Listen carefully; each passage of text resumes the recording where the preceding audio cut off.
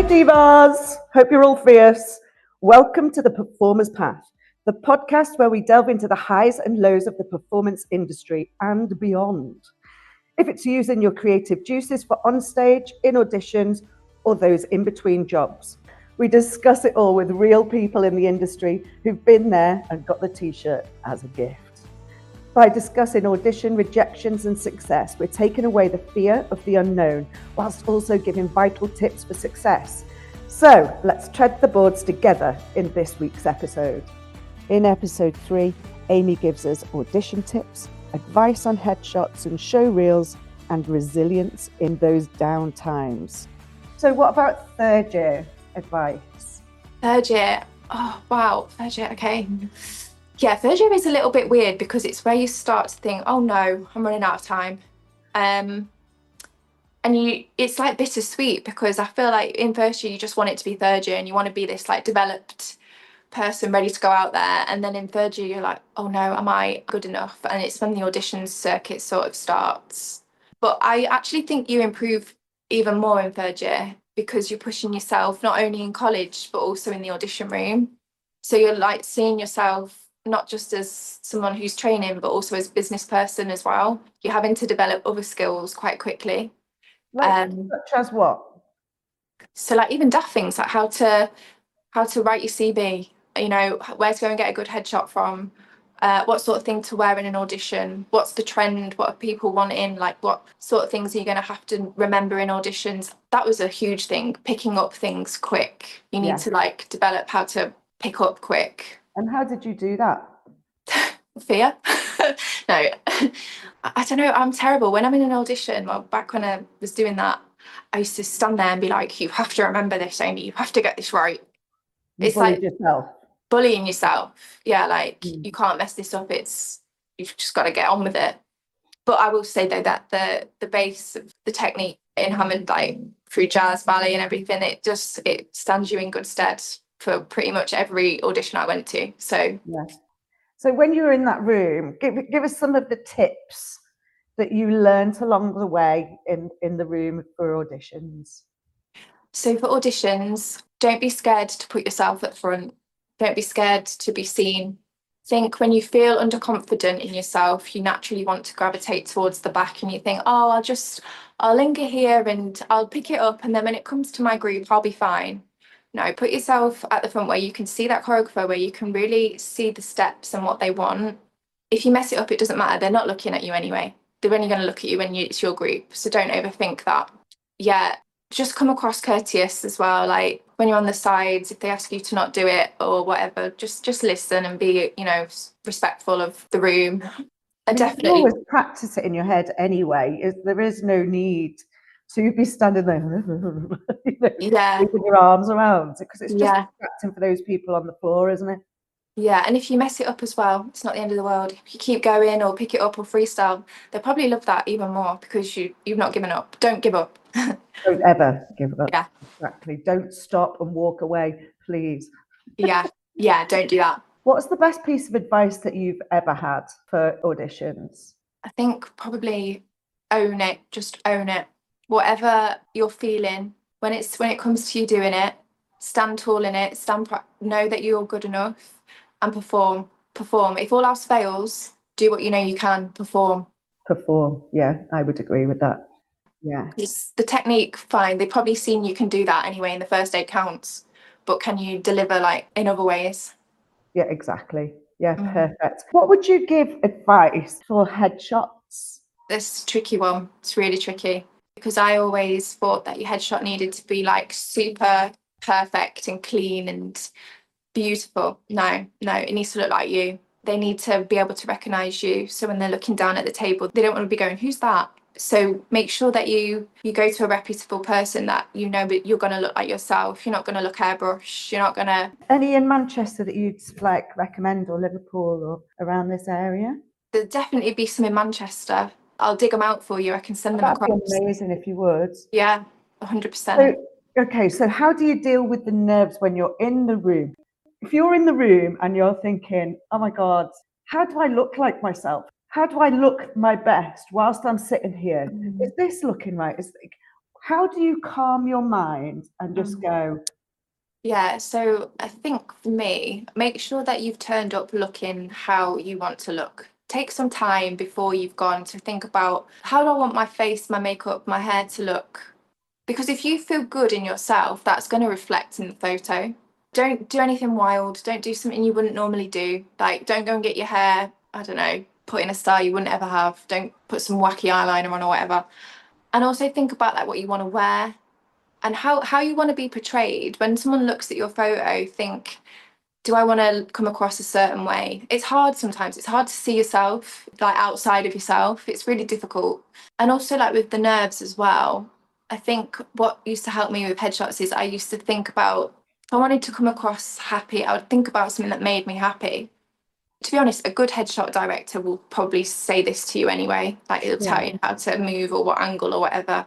And just, yeah, don't be in a rush that morning or whatever time you're going. Like make sure that you've turned up feeling good in yourself, because if you're stressed or you're like you've been running around like a mad woman, that's going to show in your headshot, and the headshots aren't cheap. They're an investment.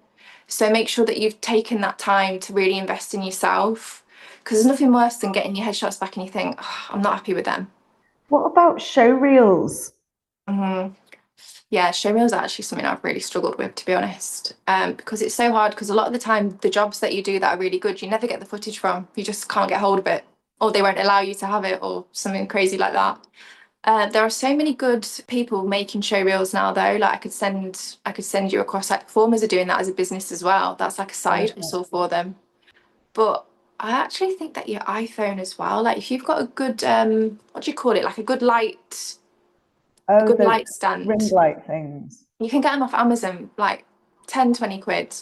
But iPhones are fantastic. The amount of self-tapes that are being asked for now because cuts and COVID and everything, people don't Yeah. want to spend money on booking a studio because they know that you can just do it on your phone. Some of the best jobs people get is just from filming themselves on their iPhones. So you don't have to spend a fortune. You really No. don't. No. And to be clear, you can use other Androids, not just Oh, iPhone. yeah, sorry. Any phone. As long as it's high quality, it Yeah. doesn't matter that much. It's not that deep. I don't want everyone going out buying blooming iPhones because they when Oh they yeah, can't sorry, afford I'm not plugging that. I'm kidding with you, Amy. I'm joking, girl. So, describe for me a normal day or a normal week for you as a Oh, performer. oh gosh. Well, you know that I'm also, oh God, this is a whole other conversation, but I'm also a nurse. But yeah, God, my life is a bit hectic, I'm not gonna lie. Come on, describe it. I want to know. Okay, so I wake up about 6 normally. It never used to be like that. And I weight train 2 or 3 times a week because that has changed my life. Again, that never used to be me. I used to think that was for men. But Yeah, weight training, like, I'd really recommend that to anybody. It changes everything. Like, if anything as well, for your mental health, you just feel stronger. I do that in the morning normally, prioritize a good breakfast, try not to have too much of a wild morning.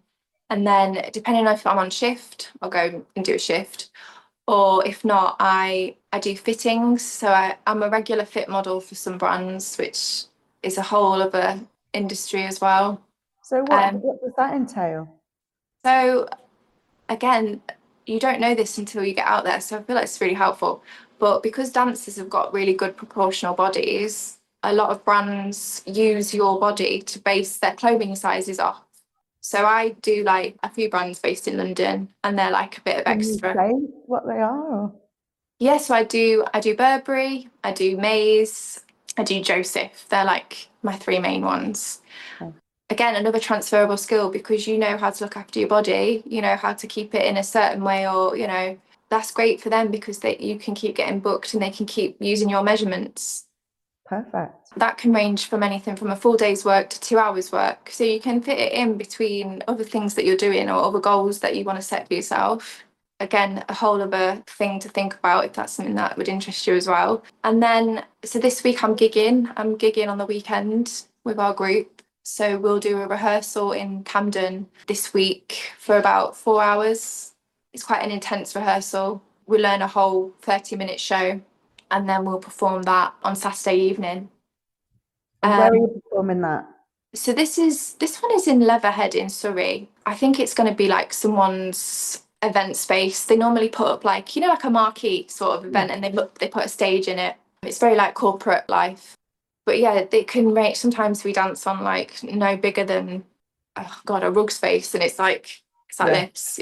But yeah, I think you get used to that as well as a dancer, having to perform in very obscure places. Yes, you do. Just kind of like, oh, okay, and half the choreography goes out the window. Yeah, so that's like, but then each week varies.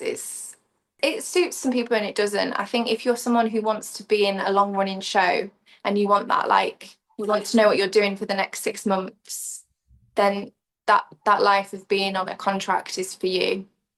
But yeah, freelance life is very up and down emotionally as well, because you don't know if you're coming or going sometimes. I found that because I did it for 2 years when I was based in Germany, and I found that sometimes I was living out of a suitcase for like 2 months. Yeah. And with no days in between, rehearsing and doing a different show at night and all that kind of stuff. But then I could be like 2 weeks, 3 weeks, 4 weeks without anything. Yeah. How do you cope with those downtimes? Yeah, I'll be honest, I didn't cope very well when I was younger. I really didn't. I'd go back to my mum and dad's and I'd feel like a failure.